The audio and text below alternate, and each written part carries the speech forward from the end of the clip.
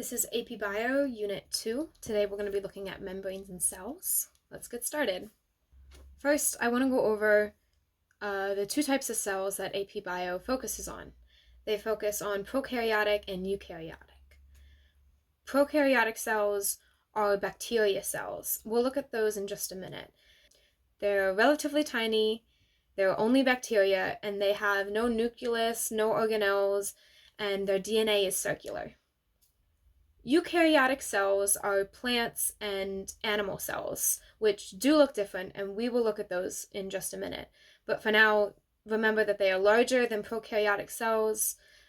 They have double-stranded DNA, they have linear DNA, and they divide using mitosis or meiosis.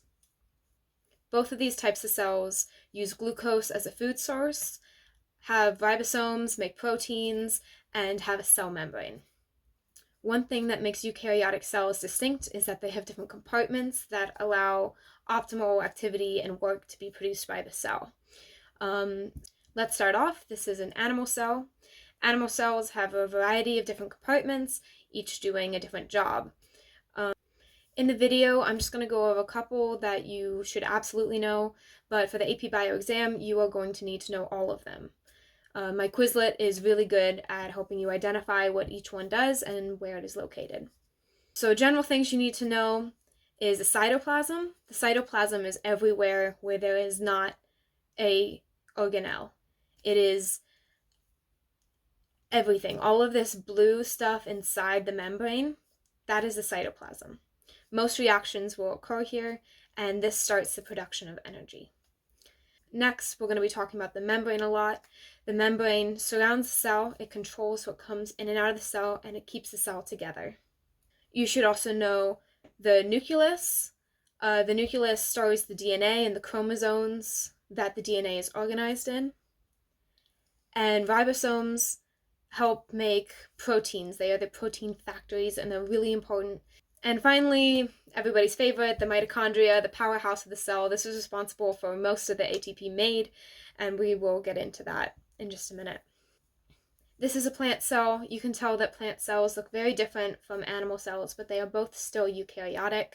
They have some of the same organelles, but overall, you should learn the differences between the two.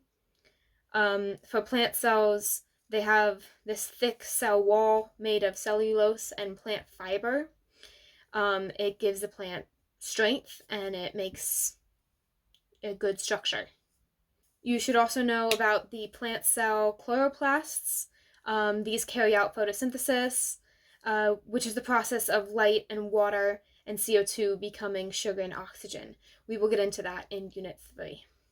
Jumping over to prokaryotic cells, or bacteria cells. This is what a bacteria cell looks like.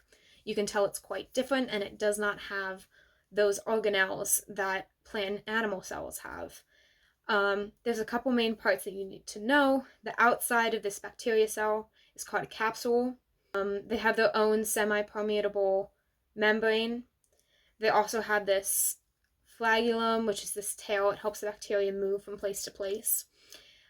But what you should really pay attention to is the plasmid, which is their circular double-stranded DNA.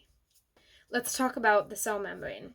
The cell membrane is a very important topic with AP Bio. There's a lot going on, so let's review what we know so far. So far, we talked about phospholipids. Phospholipids have a hydrophilic head and a hydrophobic tail. And when making a membrane, they line up like this picture here, with the heads pointed to the outside and the tails pointed to the inside. This makes up a phospholipid bilayer, bi meaning there are two layers, and this surrounds the cell as the membrane. The membrane's job is to control what moves in and out of the cell. This can be done through diffusion.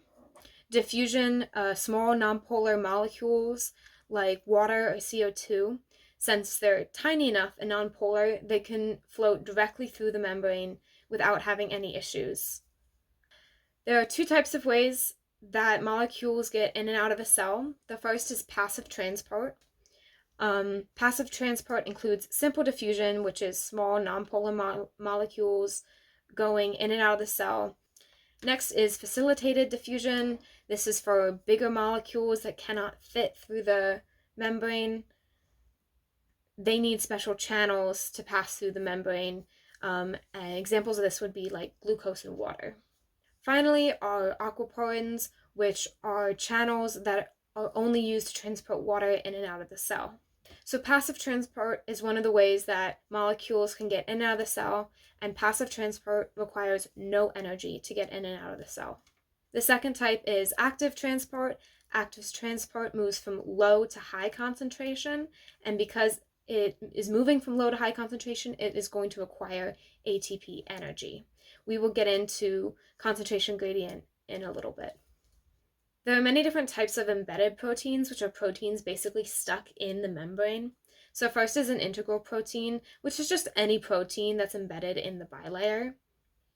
Next is a transmembrane protein. This actually passes through the entire membrane. It goes from one side inside the cell to one side outside the cell. These will have nonpolar R groups as they're in the middle of the protein and on the in and out sides. Next is a transmembrane protein. This actually moves throughout the entire membrane, so it goes from inside the cell all the way to the outside of the cell. Next is peripheral proteins. These just hang on to the membrane and they jut out into the cytoplasm. There's also channels. This allows for diffusion to occur, like we talked about earlier. And channels are used by large and polar molecules that can't simply diffuse through the cell. There are also pumps. Pumps are used for active transport because they do require energy to move from low to high concentration spaces. The concentration gradient occurs when a molecule flows or wants to flow from a high concentration to a low concentration. They're always searching for a balance. They always want equal concentration on the outside of the cell and the inside of the cell. That's why it takes ATP energy to go from a low concentration to a high concentration, but it doesn't take any energy to go from a high concentration to a low concentration. This is some vocab that we use when talking about concentrations. The first is hypotonic, which is when there's a lot of water outside the cell and not as much inside the cell. So because of the concentration gradient, the water outside is going to flow into the cell. This is going to cause the cell to inflate and it's going to kind of look full. Next is isotonic. Isotonic means that there's an equal concentration inside the cell and outside the cell. So the shape of the cell is going to stay the same because water is moving in and out of the cell at an equal rate.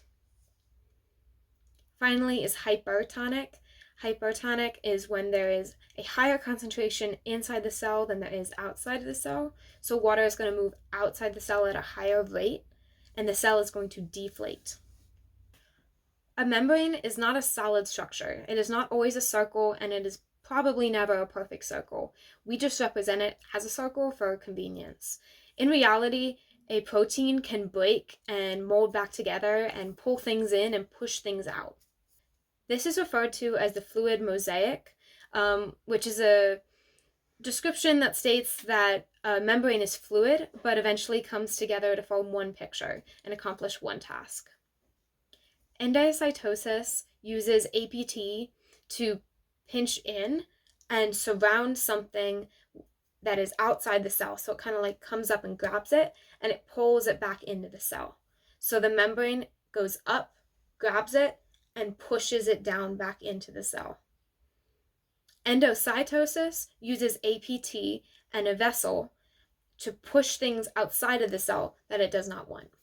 It is widely believed that this is also how our cells became compartmentalized, because if our cells are able to pull things inside using the membrane, we could have pulled in other cells. This is why things like the mitochondria have their own separate set of DNA that's completely different from the rest of the cell's DNA, because that mitochondria might have been a completely different cell at one point during evolution.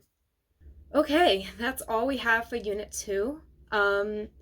For more detailed information, take a look at the vocab, and for more practice, I highly recommend the high school test prep, which I have also linked in this section.